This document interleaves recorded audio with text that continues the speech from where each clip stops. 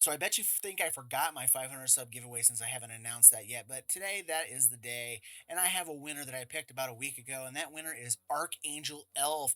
You just won the foil Arcbound Ravager. My contact info will be down below. You can either email me or contact me on my Twitter DMs. No, I'm not going to call it X. And then today we're going to talk about some fun with Commander ban lists. So let's get into that right now. So, what happens when you have a ban list and people don't agree with what's going on in that ban list? Well, you get what happens so far with the commander ban list that the rules committee have come up with. Every time there's a ban and restricted update announcement, everybody's like, well, you should kick this off the list and you should have this unbanned and you should ban this card. And it's never really productive because they always bring up stuff that should never, under any circumstances, be removed from the ban list. And that's what we're going to talk about in this video is cards that should never be removed from the ban list, regardless of how you may feel about them personally. And I'm going to go over why each of the next 5 cards should not be removed. So we're going to start off with one that I've seen discussed before and how it's not that bad and it doesn't need to be banned these days. Yeah, right. If you believe that, then you have never seen what this card can do. Try it with a no ban list and see how well you like losing to it on turn 1. Braze Cabal Minion can do that. That's right, turn 1. And it's not even that outlandish to pull off. With all the fast mana rocks, Dark Ritual, and a few other throwaway cards to feed into Braze, you can literally lock down an entire board out of the game on turn 1. The most basic sequence of which goes like this. You play a swamp. You play Dark Ritual. You use one of that mana to cast a Soul Ring or a Mana Vault or even a Mana Crypt for 0 mana, whatever fast mana rock of your choice is. Use the 2 colorless off of those rocks, cast Braids with the remaining 2 black on turn 1. So you can see where this is going to go. From then on out, your opponents are going to lose their land drop that they played on turn 1. You can keep sacrificing fast mana rocks and keep playing other cheap stuff to keep feeding into Braids while you keep increasing your land counts and other mana rocks while your opponents are just stuck at 0 or 1 mana the entire time. It's not fun, it's highly abusable, and should never be released from the ban list. The next card is a more recent bone of contention for a lot of players, and that is Iona's Shield of Ameria. This card is a pure beating against certain colors, and it is a downright crippling card against monocolor decks. Since it got bonked with the ban hammer, there has been an incessant amount of griping online about it getting banned from those that got mad that their toy got taken away from them, and new players seeing a powerful angel locked away. This card is not fun, and it's why it got the axe. This card hardlocks monocolor decks from playing the game, and the argument against the ban was that it could be killed, but sometimes you had to depend on another player to bail you out if you were locked down. And even then, if the player killed it, you just couldn't, work around the fact that it was a commander that they could just bring back out within the next turn or two, and then you were just as screwed. The number of colorless answers to an Iona locking you out are very few and far between, and not many will actually see play because they cost 7 or more mana to either cast or activate to get their effects. And then it's just it's just going to keep happening over and over and over again, and it's not fun. Without the return of a banned as commander list coming back, this card should not come off the list. This is another one that shows up every once in a while. It's Coalition Victory, and it's popped up once more with the last ban and restricted announcement. And I'm here to play a whack-a-mole and bonk that nonsense back into its cage. Coalition Victory was originally printed in Invasion back in 2000 as a fun and different way to win the game. But it was a very hard thing to pull off because back then you had to depend on the 5 basic lands, and there was very few 5-color creatures available to have a single creature meet the 5-colored creature requirement, with basically Sliver Queen and Chromat being the only ones back in those times to use.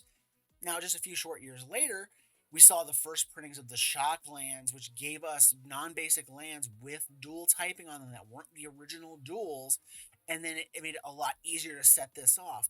Nowadays, then, it's even easier because now we have more 5-color creatures that we can do, and on top of that, we have the Tri-lands that came out of Ikoria and New Capenna, and those have 3 of each land type, so 2 of the Tri-lands and a 5-color creature, and you win the game with a Coalition Victory trigger.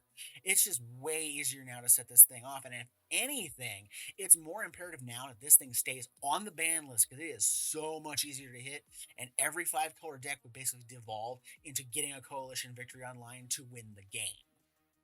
Number 4 on my list of things that should never see the light of day again in Commander is Prophet of Krufix. I will start this one off by saying that if you think this card is okay, you have never played against it.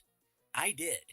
This card single handedly made Simic the best color combination for a good chunk of the time that it was legal in the Commander format. And it was kill it before the turn passed, or you were screwed. Detractors will point at Seedborn Muse, a creature that acts in a similar fashion and untapping all your permanents.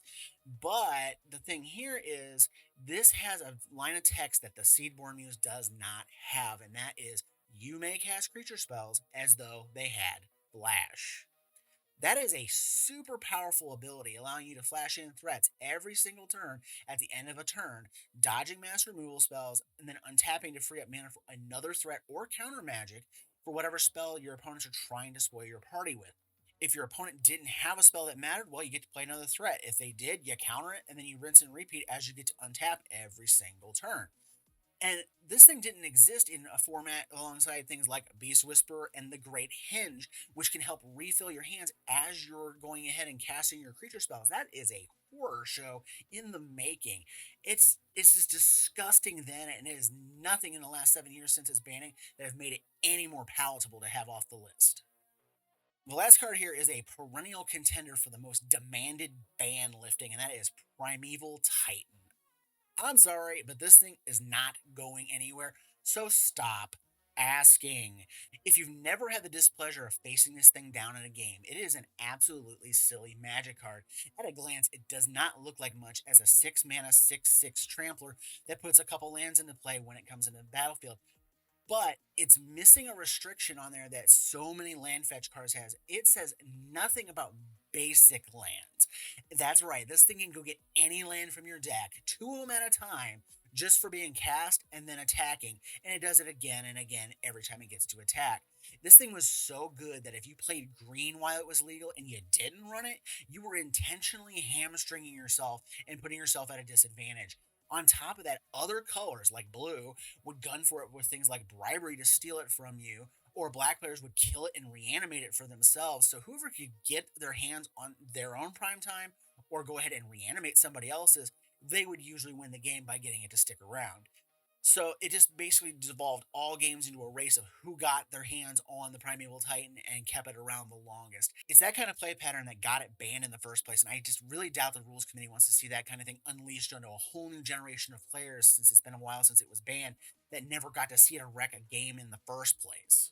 So that's what I have for you guys today. That's my little rogues gallery of cards that should never be released from the ban list in under any circumstances. Let me know what you think below. Do you disagree? Do you agree? Do you think there should be things that are on there that aren't that aren't banned that should be on the ban list? Are there things on there you think should come off as well that aren't these five cards? Let me know down below. And as always, thank you for watching. Have a great day, and I will see you in the next video.